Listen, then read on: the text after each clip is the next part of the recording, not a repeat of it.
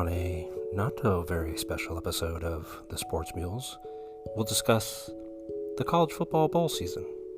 Shohei making more money than I'll ever see in a lifetime. And what I got right, what I got wrong, and is anybody listening anyway? We'll find out.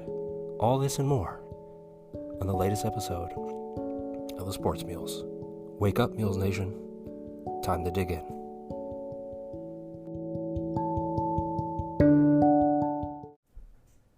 And welcome to the Sports Mules. I am always your completely non-humble host, Eric Kiner. And wherever you're listening, however you're listening, thank you for making us a part of your day. I hope you guys are having a good week.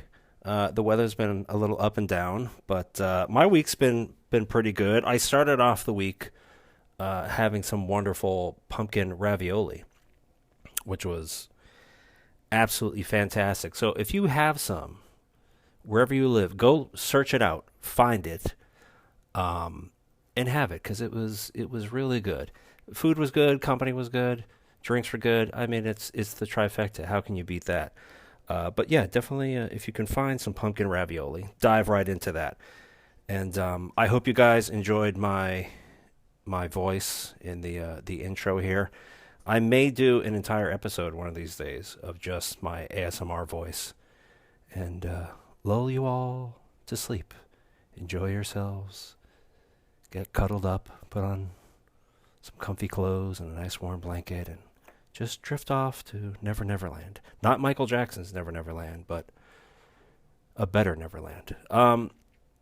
So it's been a good week, and I hope you guys are enjoying yourself. I'm going to try to be a little bit more exciting in my podcasts. I do listen to feedback, so I'm going to try to be a little bit more exciting, a little more energetic, and even though everybody loves Bitter Eric, because who doesn't? I mean, Bitter Eric is the fun one that everybody wants, but a little bit more energetic and not as angry all the time, except when needed. But thank you guys for joining us, and I think what everybody needs, right, in life, but especially if you're starting off in an endeavor such as this, right, it's difficult to talk to yourself for an hour with nobody else around. I mean, I do it all the time. You think I'd be better at it, but like to record it, I guess, is different. But what you guys really need is a PR rep, like I have, who really gets out there and pushes the show and really, lets everybody know, hey, he's got a podcast. You should really listen to it. But is also super honest about it. So they'll be like, hey, this person has a podcast. You should give it a listen. It's not very good. It's terrible. But hey, maybe you'll like it, right? It's like pickles, right? Not everybody likes pickles. But maybe I'm your pickle. Who knows? Perhaps. But yeah, that's what you really need in life. You need a great PR rep who will really push your show, but then also tell people it's not very good, and lulls them to sleep. I mean, maybe we should transition this program from being, a sports talk to more of me doing ASMR, or just see if I can boost myself up on Apple Podcast and become one of their top 10, ASMR shows. And just, you put me on, you're like, God, I haven't been sleeping properly. I'm just really stressed out. I just need a couple hours to just really pass out. Well, put on the Sports Mules, lay down, relax, and listen to this idiot. And then you'll just drift off. Enjoy your night. Get some rest. So yeah, we'll try to be a little bit more energetic in this one. So we're about 4 minutes into the program so far. And if you've made it this far and you're still listening, thank you so much. I really do appreciate it. And if you're already asleep, well, you're welcome. So one of the things we touched on in the last episode was Shohei Ohtani was going to probably make his decision on where he was going to go, who he was going to sign with. And I said probably the Dodgers. That was my best guess, just from things I had heard for a while and things that I had read. That was probably where he was going to be going. And as usual, unlike in life, but usually in sports, I was correct. So he signs with the Dodgers, a staggering just insane number, $700 million, right? $700 million, 10 years. The best part about this contract, though, is that he is only going to get $2 million a year for the next 10 years. And he has deferred $680 million of the contract to the following 10 years after this initial one is up. So at that point, he will be getting $68 million a year for the next year, for the next 10 years. So from next season, from 24 season to the 33 season, he'll be getting $2 million a year. And from 2034 to 2043, he'll be getting $68 million a year. Hopefully living in a tax-free area. And I know you say $700 million, and that is a lot of money. It is absolutely a ridiculous amount of money. I mean, 50 years ago, franchises didn't cost $700 million. Now they have players on teams for $700 million. And again, does he deserve it? Does any athlete deserve that kind of money? I don't know. But it is a business. It is entertainment, and they are apparently bringing in enough money to pay him that. And you know, it's somebody who is multi-talented. He can pitch. He can play the field. He can bat. He's got power. He is everything you could want in a pitcher or a hitter. He can do both. So it's one of those. He's paid double what basically anybody else gets, but he also does double what anybody else does. So I just think the payment process is interesting to say, I'll just take $2 million a year for the next 10 years, and then I'll cash in it when I'm basically done being an athlete. That's a genius move. And for those of you who don't know, every July 1st, is it July 1st? June 1st? Somewhere around there. Again, Salem is seriously lacking in his preparation research work for this podcast. I'm going to have to talk with him later about this. You're failing me. You failed. He doesn't care.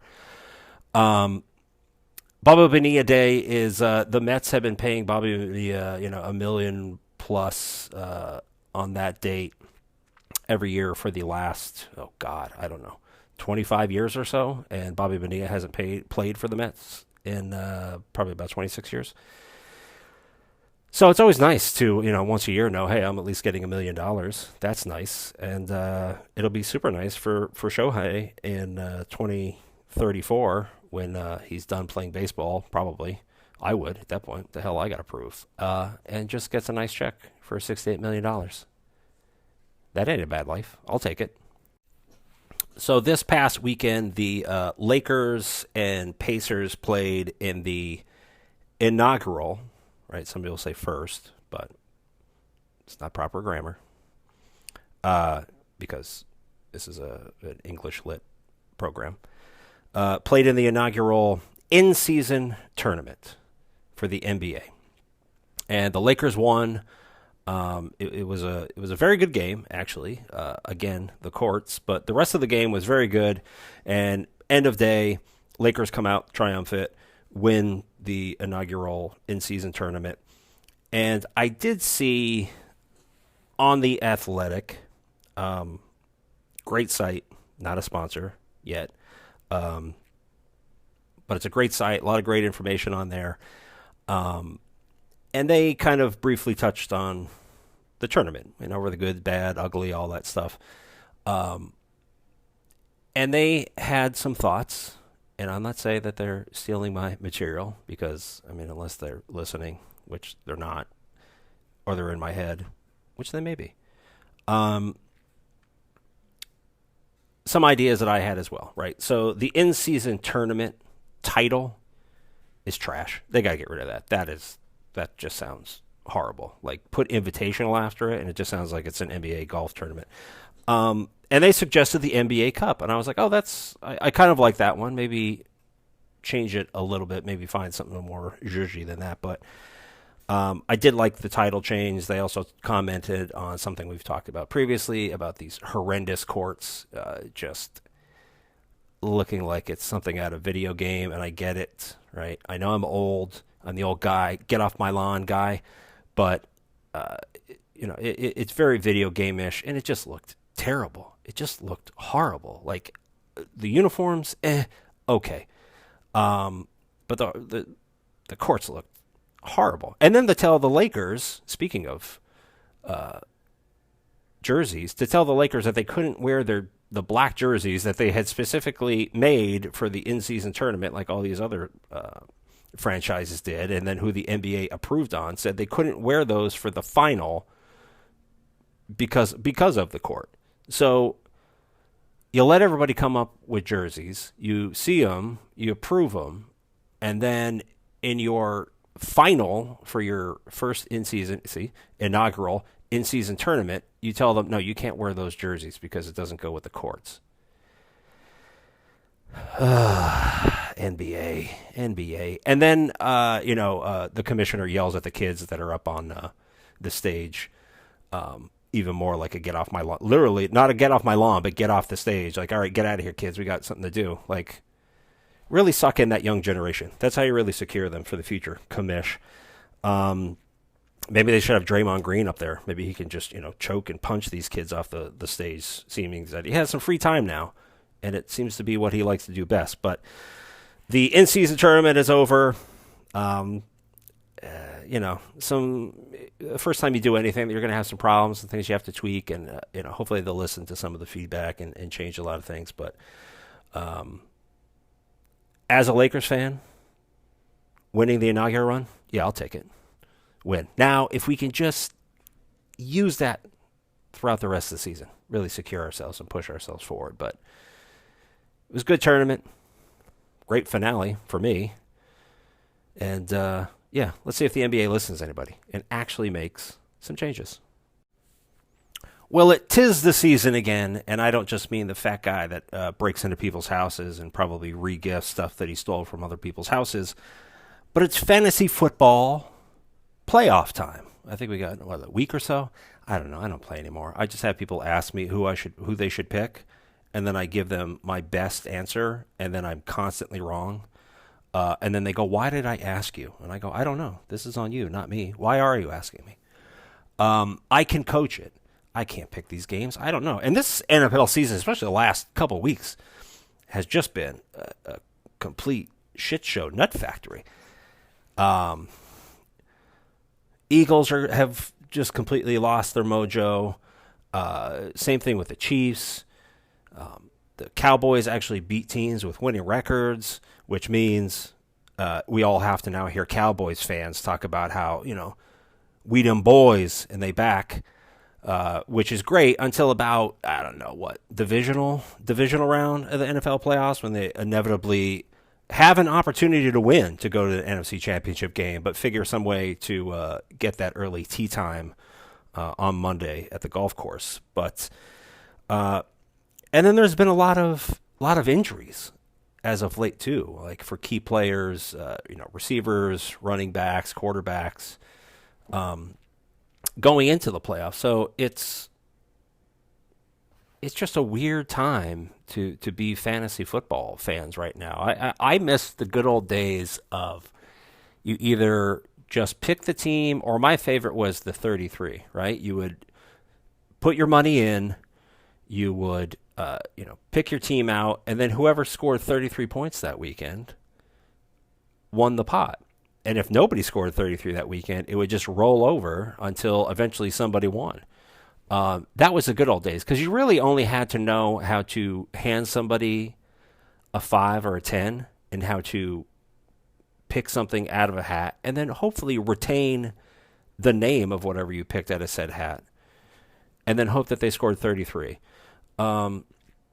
And now there's so much. I mean, there's stuff all on TV, and there's like whole segments and blocks and channels of fantasy football and who to pick. Oh my God. Like, if we spent this much time, energy, and effort to fix the government, holy shit, we'd all be rich.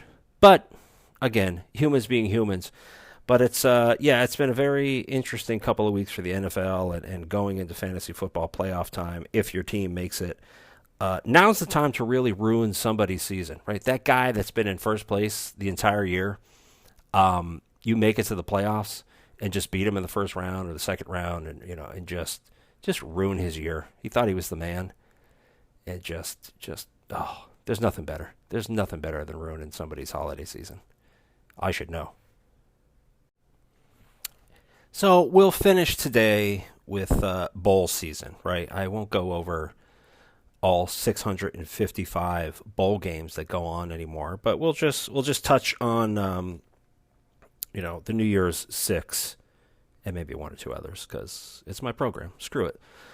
So bowl season is now starts this Saturday coming up, the 16th, and then it goes all the way through January 1st when we get the semifinals played, and then the national championship game is the following week on January 8th. So we already know, right? We've discussed, if you had listened to a previous episode, wink. I have to say wink because you can't see me. So the semifinal games we have, so Rose Bowl's Michigan and Alabama, that's 1 and 4, and then 3 and 2, because that's how math works, is the Sugar Bowl with Texas and Washington. As those games are getting ready to come up, we'll dive into those a little bit more. But to finish up the New Year's Six, so the big games that everybody's usually concerned with, so Peach Bowl, we have Ole Miss and Penn State. I think we get to see an SEC team that is constantly high in the rankings, but yet never seems super impressive when it comes up to actual legit good teams. And nothing against Lane Kiffin, right? Phenomenal offensive mind. Although he did USC dirty, he did Tennessee dirty. He did his ex-wife dirty. That's a whole other podcast. But, they seem to do very well until they matched up to somebody who is on paper better or equal to them. So we'll see how that is. And then James Franklin, there's been a lot of things going on at Penn State. They're firing their offensive coordinator, Manny Diaz. Their defensive coordinator may be leaving. And he's another one. He's, to some extent, I feel like he's in Mike Tomlin category, the head coach for the Pittsburgh Steelers, where he never makes a team better. He just gets dudes because Penn State can still get dudes. But then again, they're almost like Ole Miss. It's they will beat the hell. They will go 10-2 every year because they will beat everybody else except Ohio State and Michigan. And everybody goes, wow, what a great team they are. They're a really good team. And then they get a great bowl game, which they can win. I mean, this is a toss-up on this one. And everybody goes, oh, what a great win. Right? Look at all these big bowl games, winning Cotton Bowls, winning Rose Bowls, winning the Peach Bowl, But yet, I've never seen him make a team better. Do what needs to be done to make them a serious national championship contender. So that should be an interesting watch. And we have Cotton Bowl, we have Missouri and Ohio State. Missouri is still flying high for the phenomenal season that they had, way above what people were really expecting from them. And then Ohio State. Can they bounce back from the Michigan game and everything that they've had to hear over the last few weeks about their head coach and just how he is and can he win the big games? Again, on paper, Ohio State should, I don't want to say beat Missouri, but they should win the game. But we'll see how this one pans out as well. I think Ohio State probably wins. I think Penn State probably beats Ole Miss just because Penn State's defense is phenomenal. But those are two big games for the Big Ten. And then we have the Orange Bowl, where we have the third semifinal game. Wink. The Orange Bowl has Georgia and Florida State. So Georgia, who two-time national champ, only loss was to Alabama in the SEC championship game, not put into the Final Four. And Florida State, who was under 13-0, ACC champ, never happened before until now, not selected to go into the college football playoffs this year. Next year, this is all mute anyway because the expanded 12 teams, so all these guys will be in. But this will be interesting. Is Georgia going to be fired up that they lost that game and then didn't get a chance to win their three-peat? Are they going to come and just unleash hell on Florida State?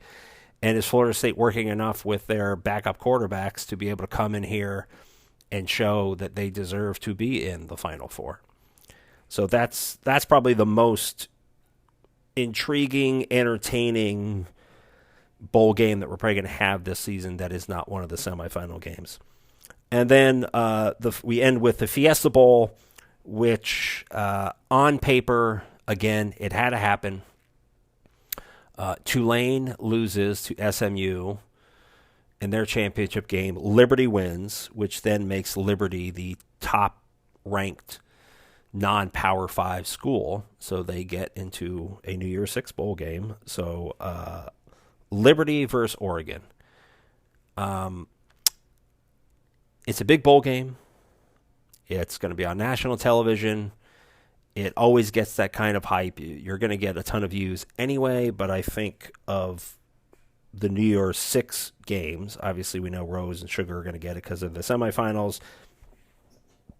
I think this is the one that's has the people at the networks sweating the most bullets, because I would imagine marketing, advertising airtime for this one is probably a tough sell, or you're going to have to get some discounts because you have two schools on opposite ends of the country, on opposite ends of the economic spectrum as to how much money these schools have, and also then have a school where 80% of the students are not on campus versus Nike University. So I'm going to watch it because I have a horrible football addiction. So I'm going to watch the game, but that's probably the least entertaining of all these games. And then two more games here, I will say.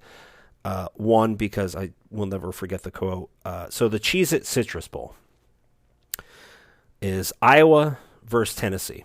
And years ago, the old ball coach, Steve Spurrier, who was the head coach at Florida, he also played at Florida, won the Heisman there. Here's a trivia quote for you, answer for you. Hated Tennessee with a passion. They had a humongous rivalry. And somebody asked him one time about, the Citrus Bowl. If they didn't win, they get to the Citrus Bowl. Should it be them or Tennessee? And he essentially said, well, you can't spell citrus without UT.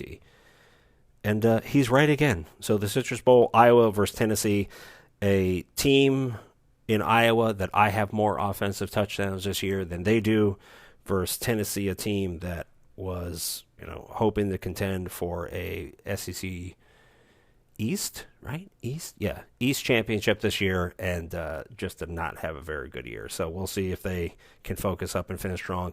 And then to finish off this segment, this season, and this weekend, the D3 football final is this weekend. Cortland versus North Central. Should be a great matchup. Cortland has just, really dedicated themselves the last 2 years and got themselves back to kind of being one of the better programs in Division III. They have a great history, and this obviously shows it here, getting back to the championship game. And North Central, who I have a very interesting history with. 2019, they won their first national championship. In the semifinals, they beat me and my Mules. ESPN was there. Just a rainy, miserable day. I may have broken a headset and a table. Don't charge me for those. It's too late. So, but yeah, North Central is back again. It should be an interesting game. I definitely want to see as much of it as I possibly can. If not, I'll record it, because you can do that. Technology. So that's football. This coming up. Our bowl season starts this Saturday. D3 National Championship ends this Saturday. FCS semifinals are this weekend as well. One's tomorrow night, one's Saturday. And then they'll get ready to play in a couple weeks for the FCS National Championship. Same thing for Division II. So it's a great football weekend. So catch what you can, enjoy it, support some of these lower schools and lower programs with some views. It's phenomenal football. It's a phenomenal product. Enjoy it, live it. And congratulations to everybody. Best of luck. Everybody will stay safe. Should be the Mules, though.